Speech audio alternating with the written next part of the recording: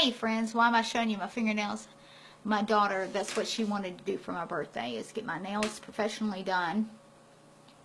So they look alright. I think I didn't want them too long because I like to use my nails for all kinds of things. So Monday, was my birthday. I overdid it on some carbs, and Tuesday I felt bad, but I did not do really many carbs on Tuesday, Wednesday, and today is Thursday. I thought I would share with you, I'm trying to keep up with my just counting things. I'm not counting calories per se, more like macros, or just making sure I'm picking wise choices. And I know my daughter said she wanted to go out to eat after we had our nails done, and usually we pick Applebee's. And there's some options there that are keto friendly, that you can get the steak and broccoli, very keto friendly. But before I went, I made sure I didn't have, really limited. Before I went, I only had like 5 grams of carbs before I went out to eat for dinner. And it's later than usual for me to eat. So first let me tell you what my weight was this morning. It's even lower. It was 2 days doing a keto diet, not totally in ketosis. I can't claim that because they say it takes longer anyway. But super low carb on Tuesday and Wednesday. I woke up, I was 147 yesterday, and I was 145 today. So that should tell you restricting the carbs helps, but it was most likely water weight. And you got to keep that in mind when you're doing this. You're first going to lose water weight, as fat slowly comes off. Well, at least it helps with bloating and stuff like that. So today, before I went out with her, I only had 5 carbs, and that came from the pecans, had some fiber in it, small amount. I had a cup of collard greens that had some carbs in it. Had some that my husband buys at canned meat, the treat. I know it's not the best for you, but it was like about 3 grams of carbs. I didn't totally weigh it out or anything, but I was like about 3 grams of carbs. Applebee's came along. We went there, and I ordered the Bourbon Street chicken, and I told them to not put the potatoes with it. Instead, I had broccoli with it. So just without the broccoli and just chicken, mushrooms, and shrimp came to 8 grams of carbs. Okay, that's I'm Googling the information. I usually go to like that, Fat Secret website, and it tells you some information. Not all of them are 100% accurate. These are roundabout numbers. I wish there was a more accurate way to measure these things on your own. I had the broccoli, which was net carbs of 3, and I did eat pretty much one hot wing, one of their classic boneless hot wings, and I was like, okay. I take off as much breading as I can. Looks like I've got a message on my phone, but I'm not going to check on that just yet. But I ate 1, and I took most of the breading off. So I'm estimating about 1 gram of carbs. So a total of 18 to 20. I'm going to say 20 grams of carbs today. 95 grams of protein and 138 grams of fat today. And that brought my caloric, 4 calories per gram of protein, 4 calories per gram of carbs, and 9 calories per gram of fat. So you multiply that times your grams, the 9, the 4, and the 4, and I come up with calories of around 1,700 calories today. That's a little bit higher than I normally feel good about, but I did do, we'll see. Like I said, I was 147 yesterday, 145 today, and I did eat a little bit later. I usually end my eating closer to 5. So, yeah, that's that. I wanted to share that with you, an update. People are noticing I've lost weight. And, I'm just glad to be under 150. I was over 150 for so long, it seems. It's been I've been over 150 for a good portion of this year, and then in the past years over 165. So I've got my purpose-driven life here.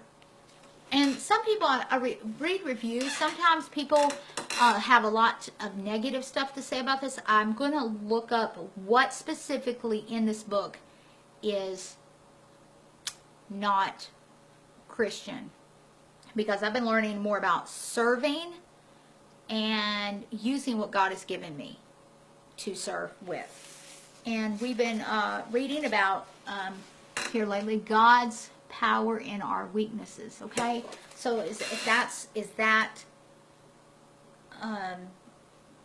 contradicting the word? I don't see anything in that, because it says here, if God only used perfect people, nothing would ever get done. And that's so true in my life. So true. I'm nowhere near perfect. My attitude still needs adjusting daily. Just like with YouTubers, not all of them are perfect YouTubers. You got some really good ones out there that can gain a good following, but no one is the perfect YouTube videographer or whatever. We all try the best we can. We strive for greatness in whatever we do, but no one has the ultimate talent or intellectual abilities. You know, so we all have some limitations in our abilities, and we need to be content. It says here, in our weaknesses sometimes. You know, I'm not good at playing the piano, and I know for so many years I grew up longing to sing. We were not allowed. I grew up in a home we were not allowed to sing. I was told that I couldn't sing, and I sounded terrible. I was told I was tone deaf and everything like that. And I've had teachers, course teachers, not like my singing either, and tell me that just don't do it, right? And to me, in my mind, I sound good. So I guess that's your head voice. I sound amazing to me, but everyone else, not everybody will agree with that. There are people that will give me positive comments and say how great I am, just to be nice, right? But that's a weakness of mine. Though I've always longed to sing, I need to be content in that that's not my talent, and that's okay. That's okay. I have struggled, it's always a dream of mine. I love music. Right now I've been listening to a lot of Gaither Vocal Band. Their new group of guys that are singing are really amazing. I love the song Chain Breaker. You can Google that, put it on YouTube and find Chain Breaker. And there's some other ones that sound really good. They've got really good voices. And I need to make sure I'm not coveting or being jealous of what God's given them as a gift.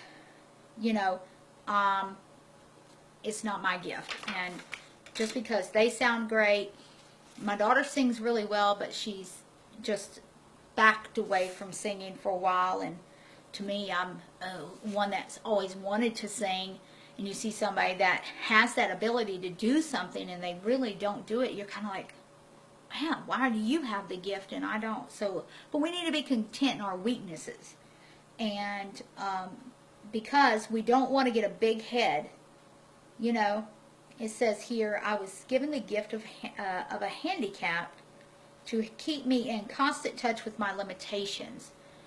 Whatever you've longed to do and you just aren't capable of doing, whether it's walking, you can't walk, or somehow, everybody has limitations. Everyone has a handicap, and we can't all do everything. Like I said, I can't sing. I don't have the best voice for singing. Probably my talking voice isn't that great neither. I can't do some other things that, I can't dive off a high diving board. So and I see amazing, a side note here, I see amazing things come out of people that are physically disabled. There's a great speaker that has no legs or arms. He's got a wife and kids. He's amazing. Is he handicapped? Probably in walking and eating with a fork, eating, you know, using hands, but he is not limited in what he's been gifted to do. He still is he's more capable than I am in many ways. And there's YouTubers that have more abilities to draw people than others. So all of us have some kind of handicap or disability and things we can't all do. But we need to be content in that. You know, don't, you know, be down and depressed because you can't sing or because you can't walk, when God's given you another ability to do. You can help people with your limitation. You need to be honest about it and share people that, hey, I'm capable of doing something. There's several people you can Google, handicapped people that can do stuff that us people that have arms and legs can do. So I know, you know, you guys probably understand that. Was there anything else? So I'm going to try for a full week of eating keto and not going over 20 to 30 grams of carbs. So what I'm going to try to do. Like I said, my carbs today were about 20 grams. I stick with my daily meals or the bulletproof coffee, 2 eggs, usually a couple pieces of bacon, or wait, did I? I try to throw in some greenage,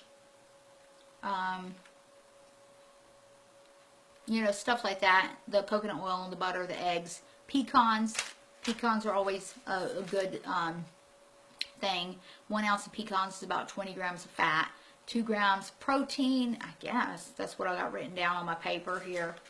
And 1 gram of, little over 1 gram of carbs. So, yeah, that's a great snack. I read that pecans are always a great thing. Yeah, that's about it. Them are my go-tos. I didn't eat till after 1 o'clock this afternoon, and it is now after 7, I think. So I'm going to try to track, and if I can show you what I'm eating, I'm going to try that. But otherwise, I hope you understand. But I'm just trying to share with you some things. And like I said, it is the, what's the 15th? It's the 14th. Yes, it's December the 14th, if you're wondering the date. I'm videoing this. And you'll see this probably tomorrow if you're watching it at all. And just be encouraged to think about what you are good at, and be thankful for the abilities you can do.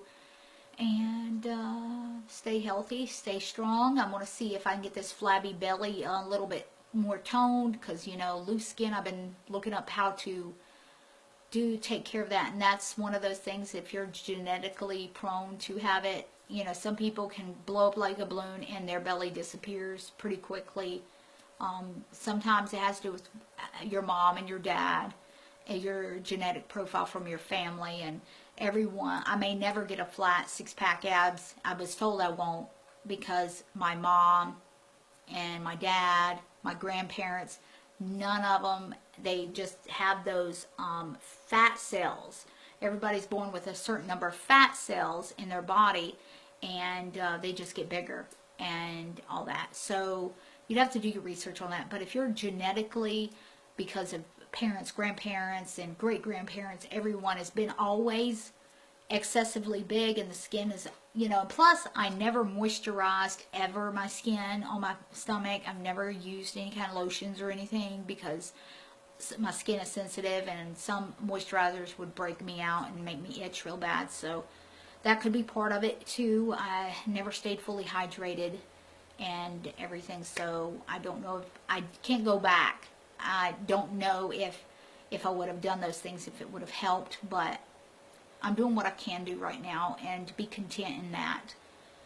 Stay positive, stay focused, and I will check you in another time. And I hope you got some ideas and are encouraged by my videos. If you are, give it a thumbs up.